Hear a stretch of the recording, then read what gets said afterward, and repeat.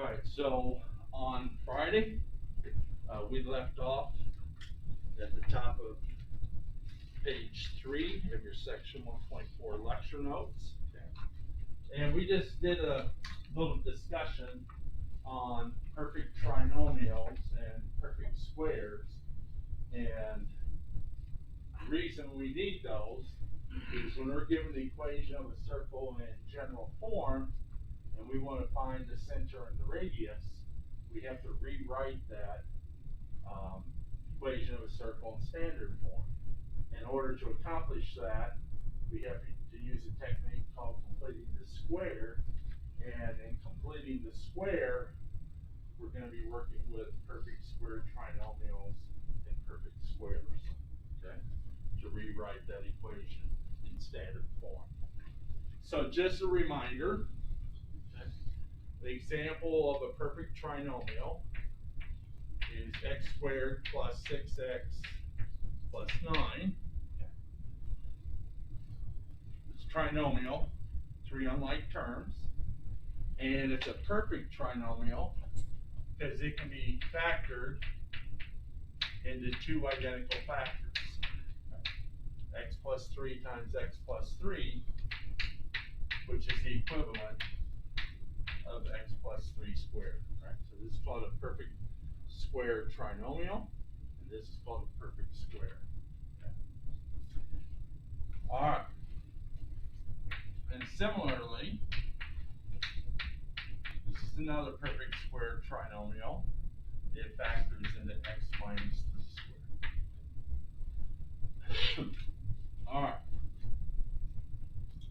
So in the first exercise, it says complete the square on the x and y terms to find the center and radius of the circle.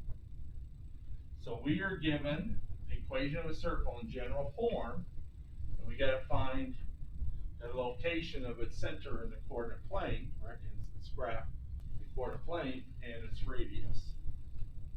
So we have x squared minus 2x plus y squared plus 4y is equal to 4. Now typically when you're given the equation of a circle in general form, right, you want to group the x terms together, group the y terms together, and any constant term, put it on the right hand side of the equation. All right, so now we're going to rewrite this equation with some blanks. X squared minus 2x plus a blank, because we're going to add a number to both sides of the equation for the x term and one for the y term. And then we have plus y squared plus 4y plus blank.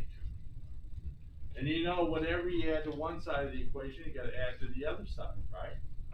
So on the right-hand side, we have 4 plus these two blanks. So we got this blank, it's got to be added to both sides, and we got this blank that has to be added to both sides. Okay? And what goes in those blanks is a real number for each one, right? So what we're going to do, right, we were just talking about perfect square trinomials.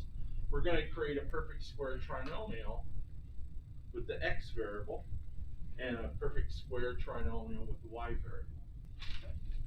Now to do that, what number do we add to both sides to create a perfect square trinomial with the x variable? You take the number in front of x, in this case minus 2. You divide that number by 2, and then you square the result. So minus 2 divided by 2 is negative 1, and negative 1 squared is plus 1. So this first blank on both sides is where we put plus 1. And when you're creating a perfect square trinomial, you'll always be adding a positive number to both sides. Okay. Similarly, to get the perfect square trinomial with the y variable, we take the number in front of the y, which is 4, divide it by 2, square the result. Well, 4 divided by 2 is 2. 2 squared is 4. And now we add 4 to both sides.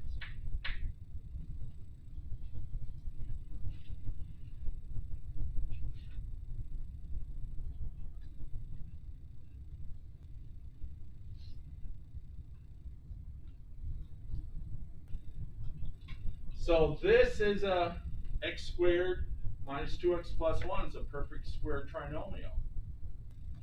And it factors into x minus 1 times x minus 1, right? 2 factors of x minus 1. 2 identical factors. Y squared plus 4y plus 4 is a perfect square trinomial. Okay. It factors into 2 identical factors. Y plus 2 times y plus 2.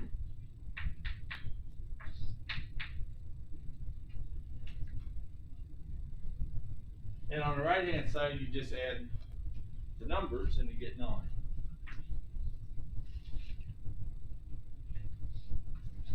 Well, x minus 1 times x minus 1 is x minus 1 squared, and y plus 2 times y plus 2 is y plus 2 squared.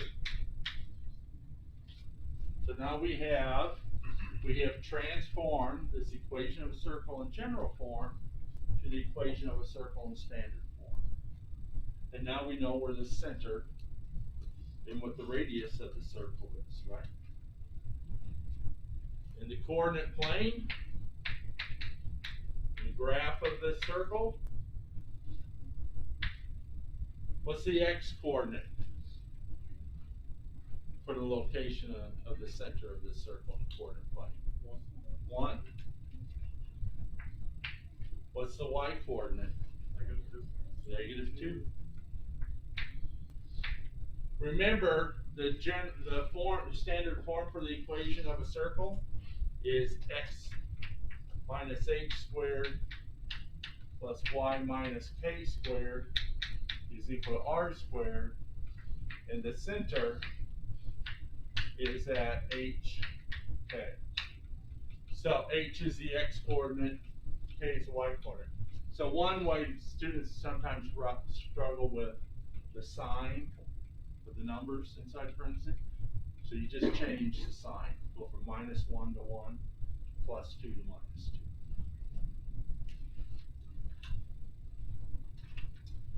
R squared is equal to what in this case? Well, it's equal to 9, right? This on the right-hand side, that number on the right-hand side is equal to r squared. And so when you take positive square root of both sides, you get r equals 3 is the radius. Okay. So the center is at the point 1 minus 2 in the coordinate plane, and the radius of the circle is 3 units.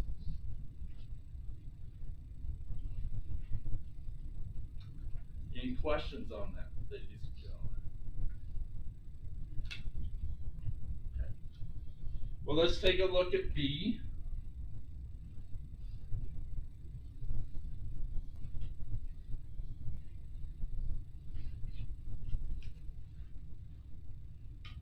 We have x squared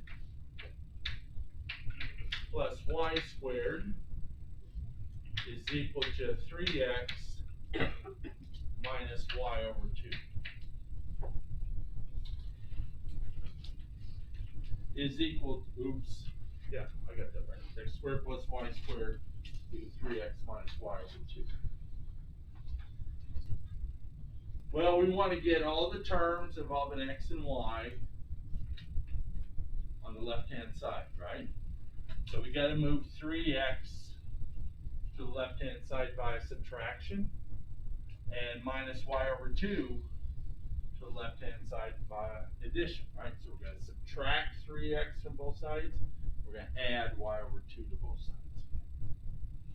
So when we do that, we have x squared minus 3x plus y squared plus y over 2 is equal to 0. And you can have, don't fret about the 0 on the right hand side, right? You can have 0 on the right hand side because once we make this a perfect trinomial on a variable x, and this is a perfect trinomial variable y, right? We'll be adding numbers to the right hand side to do that. Okay. All right. So we add our blanks now. We have x squared minus 3x plus blank plus y squared plus y over 2 plus blank is equal to 0 plus blank, right?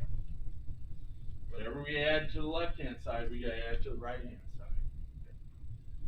And now the process is the same in creating a perfect square trinomial in the variable x and in the variable y.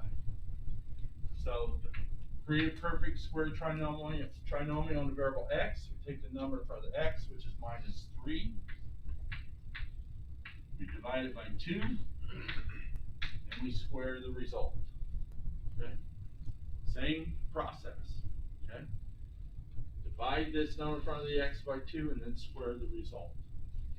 Well, any negative squared is positive.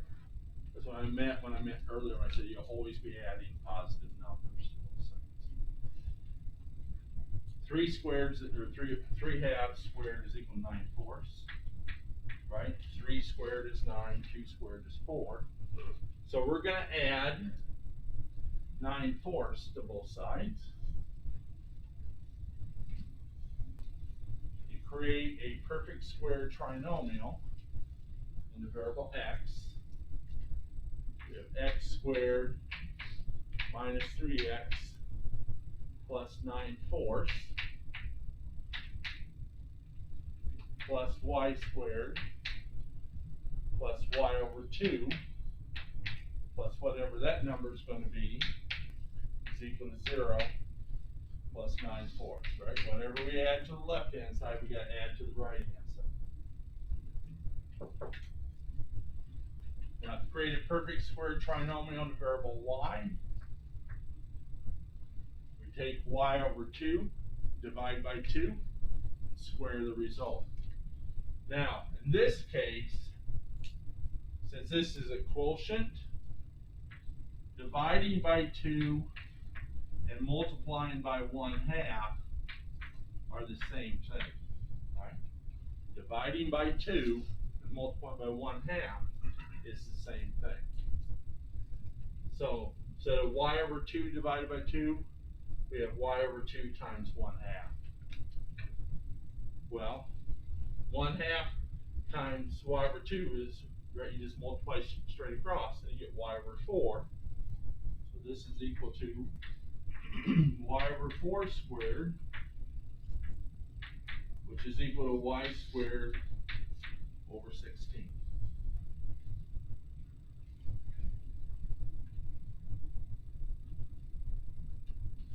What the heck did I just do? I am sorry. I included the y. Don't include the y. Sorry. Alright, so y over 2, let me rephrase this. Y over 2 is equal to 1/2 times 1, right? Division by 2 is the same as multiplying by 1/2. So this number in front of the y is 1/2. Okay. And so now we take the number in front of the y, 1/2, and then we divide it by 2, and then square the result. Well, dividing 1/2 by 2 is the same as multiplying 1/2 by 1/2. So we have 1/2 times 1/2 squared, which is 1/4. Squared, which is 1/16. Okay, sorry about that. Okay. So to create a perfect square trinomial on the variable y, we have to add 1/16 both sides. So we have 1/16 plus 1/16 on both sides. Okay.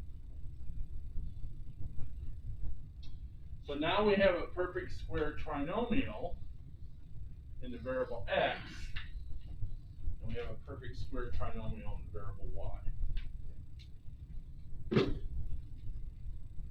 Now what is this factor to? Well, it's easy if you realize, right, from the pattern up here, when you create the perfect square trinomial, what number goes here in the perfect square, right? It's the number in front of the x divided by 2. So in this case, the number in front of the x is -3, and when we divide it by 2, we get -3/2. So this just factors into x minus 3/2 times x minus 3/2. Okay. And then the perfect square trinomial in the variable y, it factors into, it has 2 identical factors. And the number that goes here is, right, y divided by 2 is the same as 1/2 times y. And so the number goes here is 1/2 divided by 2. Well, 1/2 divided by 2 is the same as 1/2 times 1/2, which is 1/4.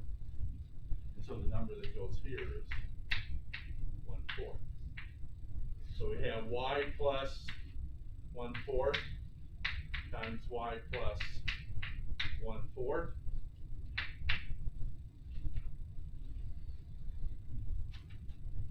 And now on the right hand side, you got to add 2 fractions, right? Need a common denominator. Common denominator between 4 and 16 is 16. And so this first fraction, you multiply top and bottom by 4, and you get 36 over 16.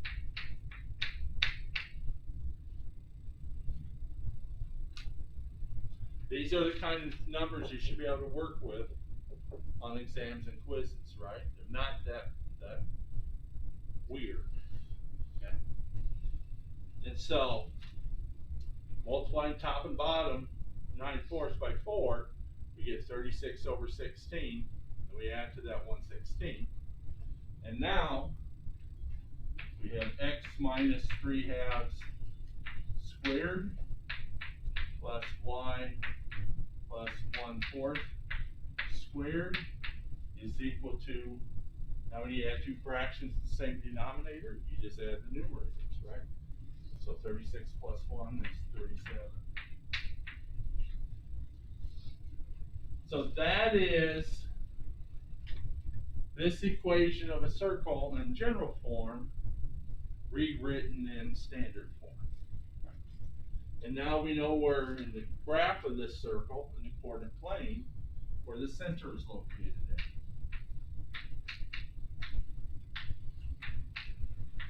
What's the x coordinate? 3/2. What's the y coordinate? Minus 1/4.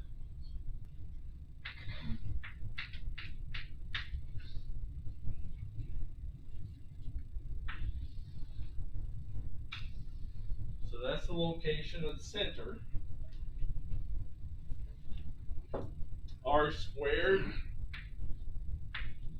on the right hand side is equal to 37/16. So to get the radius, right, we take the positive square root of both sides. We get R is equal to the square root of 37/16.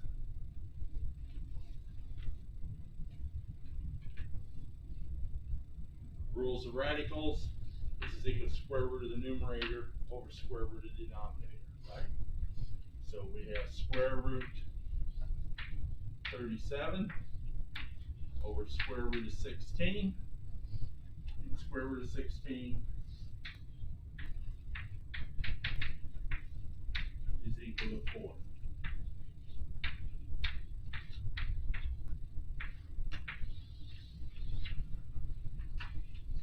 Can you see that? Versus radius. Radius r is equal to root 37 over 4. Any questions on that, ladies and gentlemen? So flip over your page.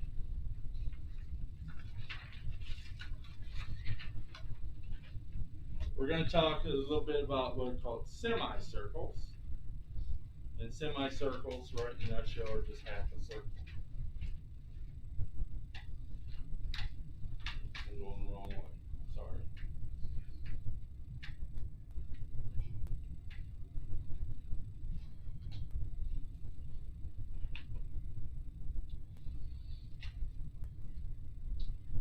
All right.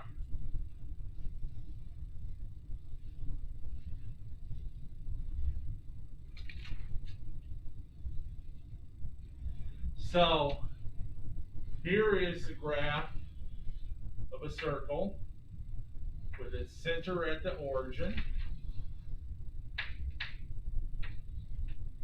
And it has radius r. Right? So center is at the origin and has radius r. Right? So here's the origin where the center's at.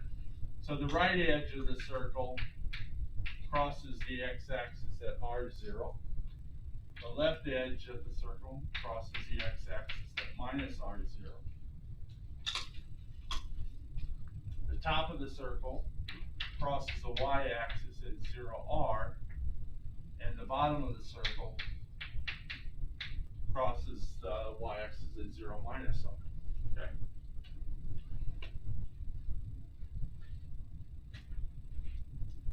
Does anybody know what the equation of that circle is?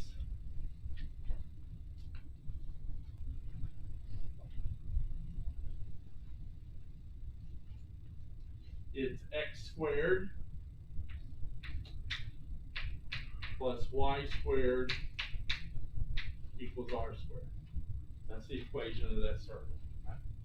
So x is the same as x minus 0, and y is the same as y minus 0. Right? So radius is at the origin 0, 0. Okay. All right. So if we solve this equation for y, we have, right, we move the x squared to the right-hand side, we have y squared is equal to r squared minus x squared. And then if we take the square root of both sides, we have y is equal to plus or minus the square root of r squared minus x squared. For every value of x greater than minus r and less than r, there are two values of y, right? One positive, one negative. Well, if we just look at the positive square root on the right-hand side, we have y is equal to the positive square root of r squared minus x squared. Okay? The graph of that equation, okay, is this half circle, the upper half of the circle. Okay? The graph of y equals positive square root of r squared minus x squared is the upper half of the circle. If we just look at the negative square root,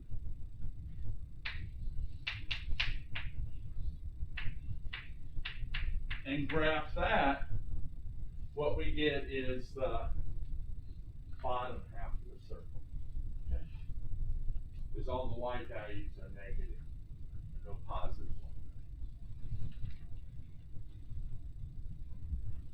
Similarly, with our beginning equation, x squared plus y squared equals r squared, we can solve for x squared, for x, by moving y squared to the right-hand side.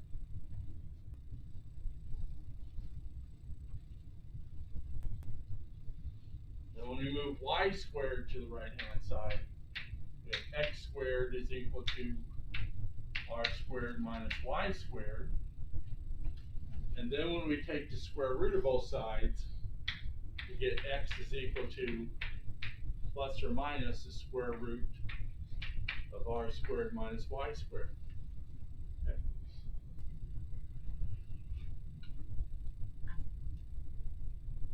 So when we just look at the positive square root on the right-hand side, we have the equation x is equal to the positive square root of r squared minus y squared. Right? X is always positive. So when we graph that, what we get is the right half of the circle. And when we just look at the negative square root, x equals minus the square root of r squared minus y squared. When we graph that, we get the left half of the circle. Okay?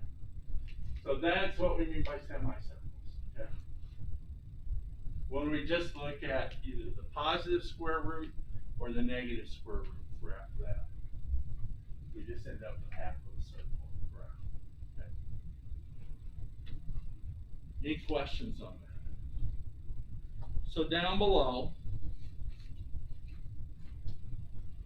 you're given the equation of a circle that's not, center is not at the origin.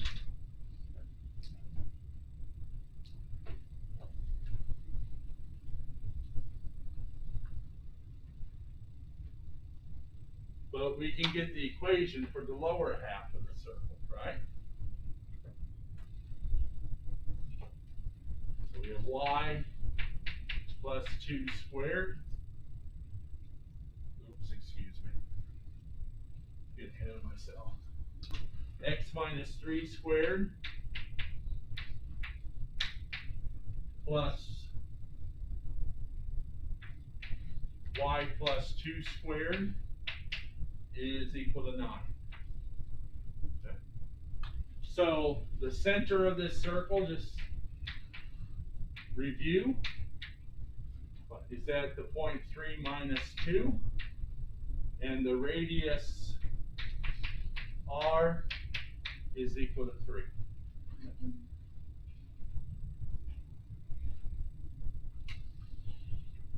So 3, so you gotta go 3 units to the right and down 2.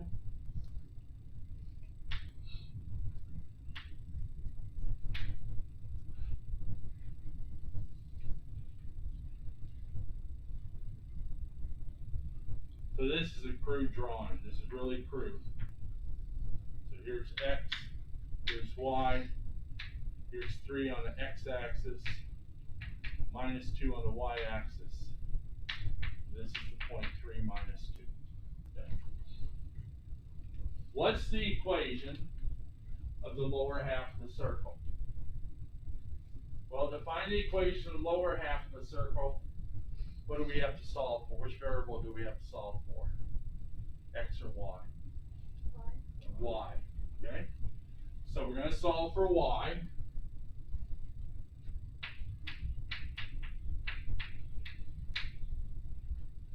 So you got to move x minus 3 squared to the right-hand side by subtraction. And we have y plus 2 squared is equal to 9 minus x minus 3 squared. Now you don't have to FOIL or anything, right? We're just going to get the equation for the lower half of the circle. Okay? Well, you know square root, right? And thus squaring. So we got to take the square root of both sides. And when we do that, we get plus or minus on the right-hand side of 9 minus x minus 3 squared.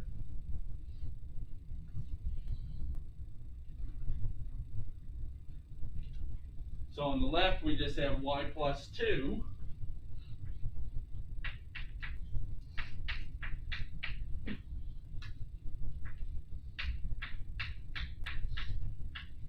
And again, you don't have to FOIL x minus 3 squared or anything. Just solve for y. And now in solving for y, okay, move this plus 2 to the right-hand side by subtraction, right? We subtract 2 from both sides.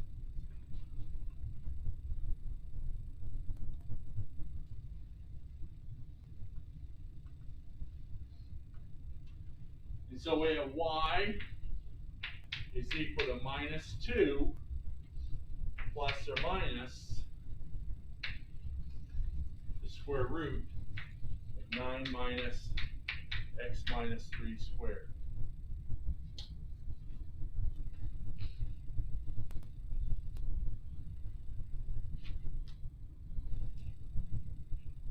It's plus or minus because for each value of x, right? For 2 values of y.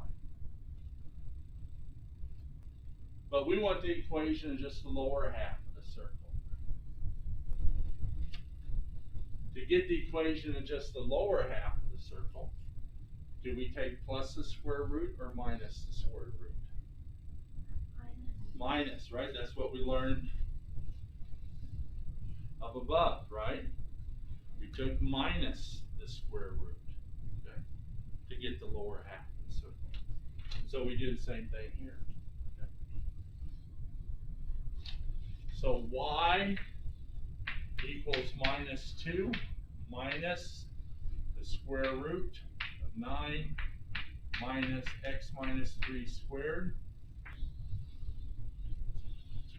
is the equation of the lower half of the circle for this problem.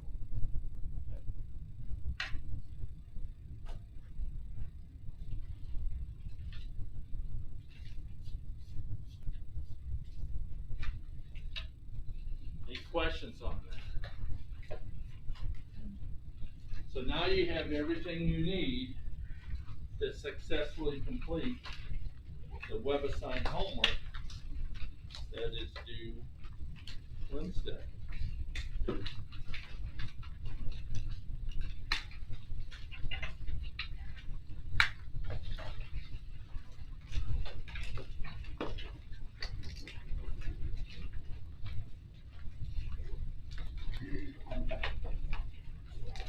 If you don't need, I can't remember, I'm still trying to remember who gets handouts, who don't. So when you get to your row, if you don't get a handout, will you please raise your hand?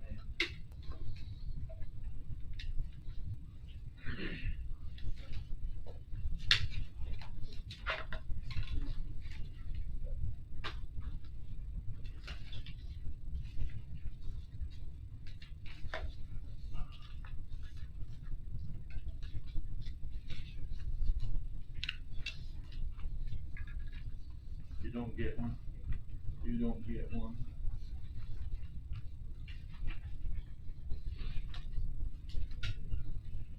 Does everybody in that row get one?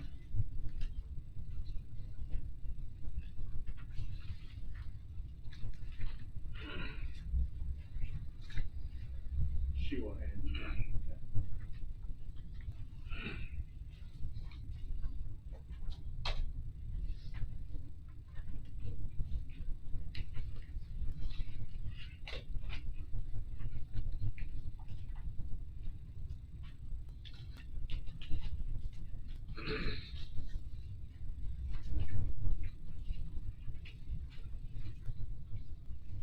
All right.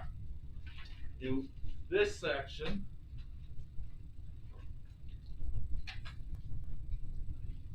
we learned to simplify different types of algebraic expressions, manipulate different types of algebraic expressions. And then we're going to learn about a concept in calculus called limits, okay?